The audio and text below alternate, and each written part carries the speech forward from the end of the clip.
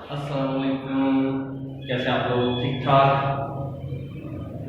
आज हम अपनी second year commerce subject accounting, उसका टॉपिक रिटेन अर्निंग, उसको डिस्पोजल ऑफ नेट इनकम और लॉस भी कहते हैं, आगे प्रोसीड करेंगे। लास्ट क्लास तक हमने 2014 रेगुलर प्रॉफिट तक कंप्लीट कर दिया, ठीक है।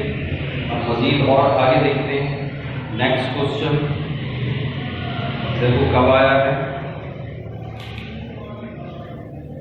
नेक्स्ट क्वेश्चन आया है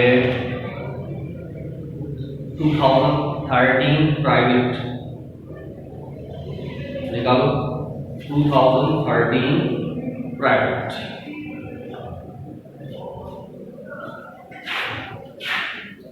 यहाँ पर लिखो सही, यहाँ से ही स्टार्ट होगा सही।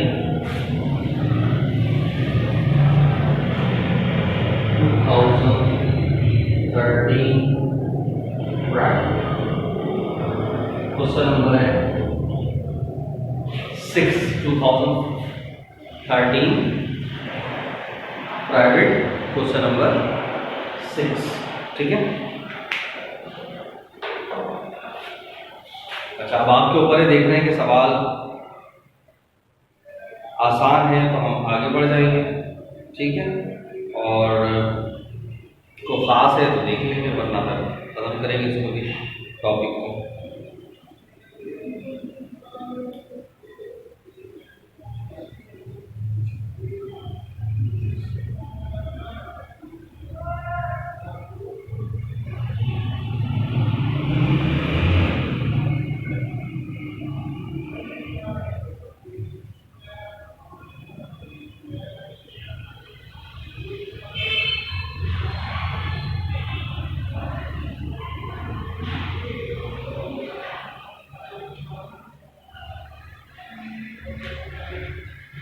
ज़्यादा कुछ खास नहीं है, ठीक है। 12 सवाल पढ़ो, बल्कि रिकॉर्ड पढ़ रहे थे, करना क्या है, ठीक है। Prepare necessary entries in journal, सिर्फ एंट्रीज पास करनी है, दैट्स। क्या सवाल है? The following data is extracted from the balance sheet of Taha and Company Limited as on December 31st, 2012। Authorize capital 500,000 share है, 10 रुपए वाले 50 लाख के। इशूड एम्पेडेड कैपिटल दिया हुआ है 2 लाख शेयर हैं, 10 रुपए वाले 20 लाख के। उसके बाद रिटेन अर्निंग का बैलेंस है 2,50,000। फिर on December 31st, 2012 the income summary of the company showed a net income of ₹750,000। 7.5 lakh रुपए की नेट इनकम है, और कंपनी ने डिसाइड करा क्या? Declared cash dividend to appropriate plant extension, appropriate contingencies, to appropriate 1,80,000 sinking fund. बस खत्म सवाल। करने की जरूरत है मुझे? सिंपल सा। पहली एंट्री क्या पास करोगे? पहली एंट्री क्या पास होगी? इनकम ट्रांसफर वाली। इनकम एक क्रेडिट पड़ी होती है, उठा के डेबिट करना है, नाम क्या होगा? Income summary. तो income summary debit, retain earning credit 7.5 पहली एंट्री। और दूसरी तो चाहो चारों को एक साथ कर लो या अलग अलग करो, सब में रिटेन अर्निंग तो डेबिट ही होनी है, तो रिटेन अर्निंग डेबिट, बाकी चारों चीजें क्रेडिट। पहला क्या है? Cash dividends payable credit, appropriate reserve for plant extension credit, reserve for contingencies credit, reserve for sinking fund credit. तो इन तीनों के रिजर्व्स के तो अमाउंट दिए हुए 2 लाख, 1,20,000 और 1,80,000। बस कैश डिविडेंड लिखा हुआ है कितना? 15%। तो ये परसेंटेज मैंने क्या बताया था, किसके ऊपर अप्लाई करेंगे? Share capital, embedded capital. तो ऊपर शेयर कैपिटल पढ़ लो कितने रुपए? 20 लाख। अमाउंट, डायरेक्ट अमाउंट पर अप्लाई करो 20 लाख का 15%, कितना आ गया? 3 लाख। बस 3 लाख से आपके पास क्लियर। तो ये आपने खुद ही कर लेना, मैंने ऑरली भी सॉल्व कर दिया है, ऑरली भी सॉल्व कर।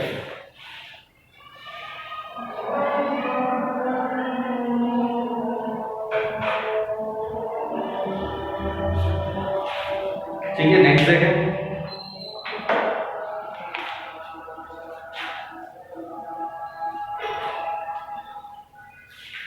नेक्स्ट देखो फिर कब आया, ये हमने 13 प्राइवेट किया ना,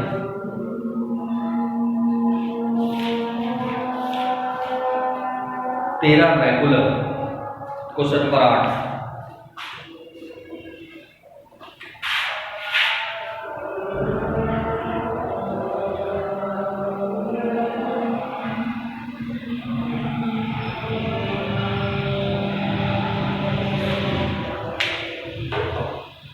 तेरह रेगुलर, क्वेश्चन नंबर 8, सवाल रिक्वायर्ड पढ़ लूं। अब ट्रांसैक्शन जो है वो सिंपल एंट्रीज, फिर ओरली भी पढ़ता हूं, उससे पहले आपने जवाब देना है, सही। Uber Company Limited has the following shareholders equity as shown in the balance sheet as on December 31st 2012। क्या क्या है, एथोराइज कैपिटल दिया हुआ है, इशूड एंड पेड कैपिटल दिया 50,000 शेयर है, 10 रुपए का एक है, तो हो गए 5 लाख। शेयर प्रीमियम, ये क्या होता है, शेयर्स के ऊपर जो पैसे ज्यादा मिलते हैं, जो फायदा होता है वो प्रीमियम है। इस सवाल में इसका बेसिकली कोई काम है नहीं, और पहले से ही कुछ रिजर्व्स लिखे हुए हैं, reserve for building extension, reserve for contingencies, retain earning, और during the year 2012 the companies net income 4.5 या इनकम, ये काम की चीज आ गई जो हम पहले भी पास करते थे। तो नेट इनकम कितनी है, 4.5 लाख। फिर क्या है, तो डिसीजंस क्या क्या हुए, अच्छा जी, declaration of the cash dividend, building extension reserve increased by, देखो मैंने इंक्रीज डिक्रीज की कहानी बताई थी ना बेसिक के अंदर, देखो यहाँ पर ये सवाल के अंदर आ रहा है। इसी तरह reserve contingencies increase up to, और बैंक पेड कैश, ये सवाल कर लेते हैं, सही, सिंपल इंक्रीज ही है।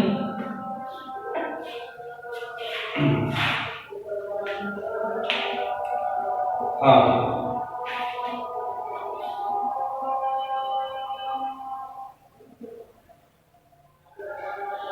तो पहला क्या है, पहला काम तो इनकम इंक्रीज मानी है, तो पहले तो इनकम वाली कर लेंगे, क्या होगी पहले एंट्री बताओ, इनकम को इनकम होती है ना, इनकम क्रेडिट होती है उठा के डेबिट, तो ज्यादातर पहले यही होती है, लिहाजा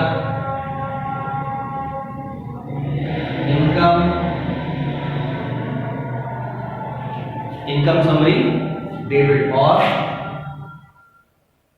रिटेन अर्निंग क्रेडिट, कितने से 4.5 लाख।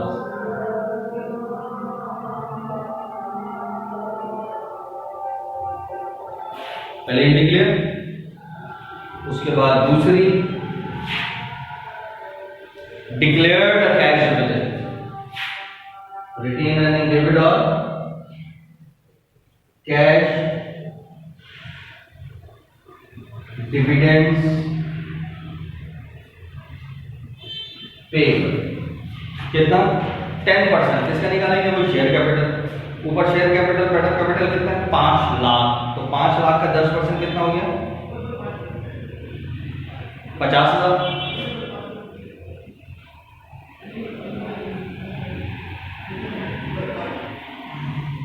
उसके बाद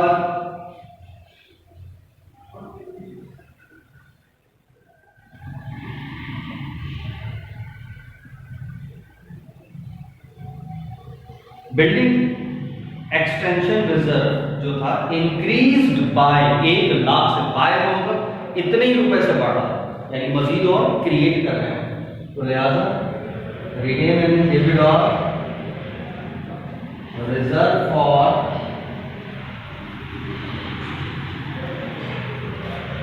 बिल्डिंग एक्सटेंशन क्रिएट कितने से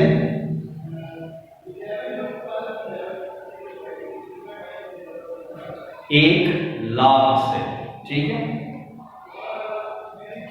और reserve for contingencies increase up to 1 lakh, यानी 1 लाख तक, तो अब पहले से कितना है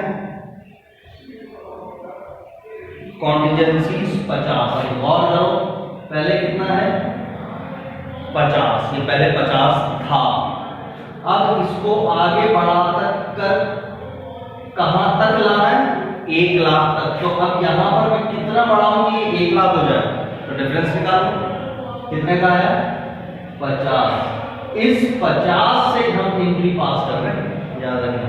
एक तो ये 50 का ये भी है, इससे नहीं पास कर रहे हैं, ये दरमियान में जो फर्क आ रहा है, डिफरेंस आ रहा है, उस 50 से एंट्री पास हो रही है। रिटेन अर्निंग डेबिट और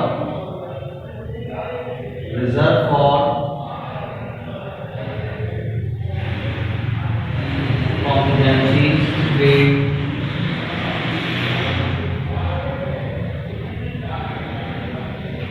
50, ठीक है। Next, bank paid cash dividend warrants. जो वारंट्स है, यानी जब हम ये डिक्लेयर करते हैं, ऐलान करते हैं, तो हम वारंट्स को इशू अभी नहीं कर रहे होते। अभी वारंट्स बेसिकली दो काम होते हैं, वारंट्स पे करते हैं और वारंट्स को डिक्लेयर करना। ये होता है डिक्लेरेशन, डिक्लेयर किया, ऐलान किया, सही है, नॉट येट पेड, अभी तक पे नहीं करे, तो ये जिम्मेदारी क्रिएट हो जाती है हमारे ऊपर, लिहाजा कैश डिविडेंड पेबल क्रिएट हो जाता है। और नेक्स्ट स्टेप में इसको पेमेंट कर देते हैं, तो लिहाजा अब पेमेंट की एंट्री आ रही है, तो लिहाजा cash dividends, cash dividend payable debit और पेमेंट हो गई, बैंक से पेमेंट हो गई, ग्रेड अमाउंट नहीं था, तो इसका मतलब जो टोटल था सारा का सारा पे हो गया। 50,000 की पेमेंट, पूरा 50,000 पे कर, 50,000 पे कितना था, 50,000।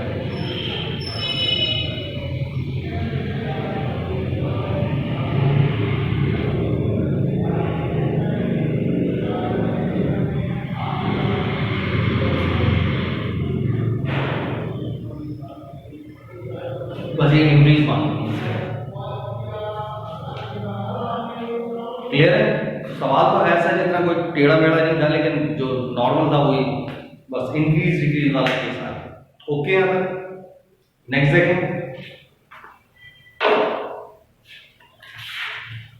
ये कौन सा क्या है, 13 रेगुलर।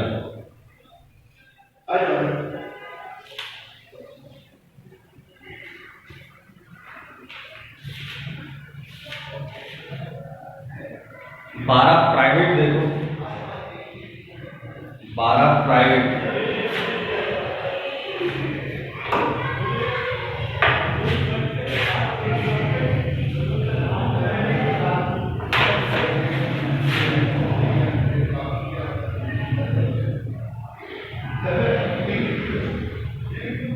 क्वेश्चन नंबर है 8, 12 प्राइवेट, क्वेश्चन नंबर 8। ये जरा देखो क्या है सवाल के अंदर, रिक्वायर्ड पढ़ लेते हैं, प्रिपेयर रिटेन अर्निंग अकाउंट। अब सिर्फ टी अकाउंट बनाना, ठीक है।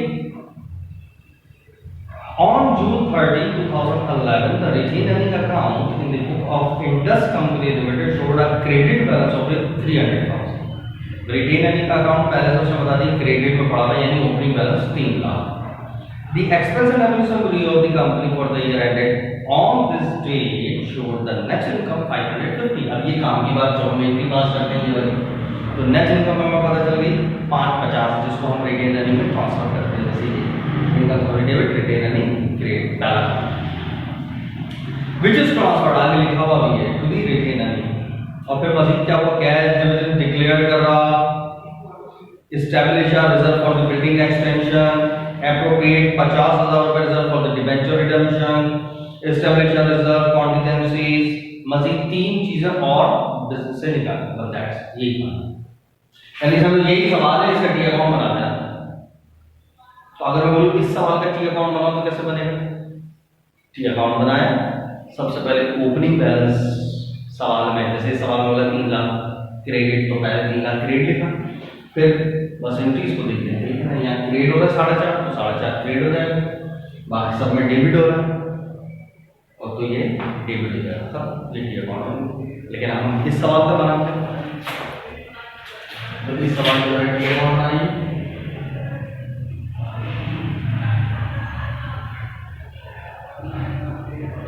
रिटेन अर्निंग का, सही।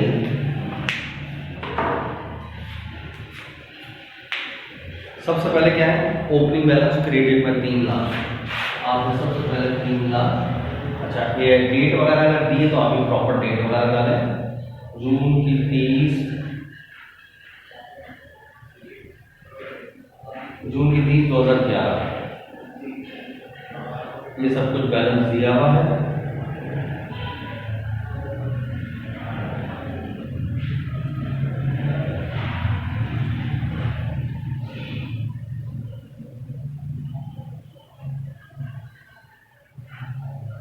तो इसका मतलब ये रिटेन अर्निंग का कौन सा बैलेंस है, हमारी इस वक्त तो ओपनिंग हुआ है, तो हमने लिखा 2012 जनवरी 1 बैलेंस। अब हमारे लिए ओपनिंग हो जनवरी में, सॉरी ये कब है, जून, तो ये कौन सा होगा, जुलाई, जून की 30 2011 का ये एंडिंग होगा, तो फिर 2012 के लिए ओपनिंग होगा, क्योंकि अब तो नया साल का हम करना है। तो बैलेंस कितना, 3 लाख, ठीक है। उसके बाद नेक्स्ट पहला काम क्या हुआ है, इनकम, यानी ये वाली भी पास, क्योंकि इनकम हो रही है रिटेन अर्निंग कितने से, इनकम हुई 550, तो आपने दिया 550, ठीक है। और बाकी यहाँ पर अगर आप चाहें तो लिखते हैं क्या है ये, इनकम समरी, सही। और ये फिर नेक्स्ट जून की आखिरी तारीख को होती है सारी चीजें, तो आपने जून 30, सही। और ये चल रहा होगा जून 30 कौन सा, 2013 का चल रहा होगा, सही, क्योंकि 12 की जुलाई दिसंबर तक 12 खत्म हो गया, फिर ये 2013 शुरू हो चुका होगा, सही, 13 का एंड चल रहा होगा। उसके बाद मजीद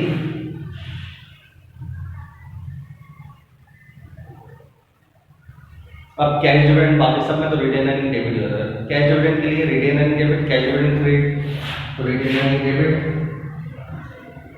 2013 जून की 30, कैश डिविडेंड कितना है, 2.5 लाख। इसी तरीके से रिजर्व फॉर बिल्डिंग एक्सटेंशन है 1 लाख। उसके बाद 50,000 डिबेंचर रिडम्पशन, फिर कॉन्टिजेंसीज 45। हालांकि बेसिक के अंदर हम कर चुके, बस अब इसको बैलेंस करो, या तो सिंपल एक लाइन लगा के बैलेंस करके खत्म कर दो, या फिर इस तरह करना है। तो इस तरह में क्या करते हैं, पहले देखते हैं दोनों में से बड़ी साइड कौन सी है। ये वाली साइड बड़ी, 5 3 8, 8.5 लाख इधर है, तो 8.5 लाख इधर आएगा, ठीक है। अब इन सबको जमा करके इसमें से माइनस कर दो, तो जरा चेक करो कितना बचा, 2 3 50, 4 लाख 4 लाख 5 हजार, सही। ये बैलेंस बचा कौन सा, जून की 30 2013 चल रहा है एंडिंग बैलेंस। और ये नेक्स्ट जून के बाद फिर दोबारा क्या शुरू हो जाएगा, 2014 जुलाई की 1 बैलेंस 405, यानी ये उसी महीने के आखिरी, इसको सीएफ कहते हैं, इसको पीएफ कहते हैं। लेकिन जब आप बैलेंस लिख रहे हैं तो सीपीएफ भी लिखने की कोई जरूरी नहीं है, लिख दो जाने को, लेकिन लिखना वैसे नहीं चाहिए। जब आप बैलेंस लिख रहे हैं तो बैलेंस डेट बता दिए ये आखिरी तारीख, क्लियर, यहाँ तक ओके, सही, डन है। इसके बाद फिर मजीद आगे सवाल आपको प्रोसीड करते हैं, इसको जरा चेक करो। 3 सवाल, ये सवाल तो आपने खुद करा, ये भी आपने खुद करने, छोड़ने नहीं। जितने इजी सवाल आप करो, या इंशाल्लाह आगे जितने भी सवाल आएंगे ना सब ऐसे इजी आते चले जाएंगे, तो ये आपने फटाफट सॉल्व किया, ठीक है। अल्लाह हाफिज़।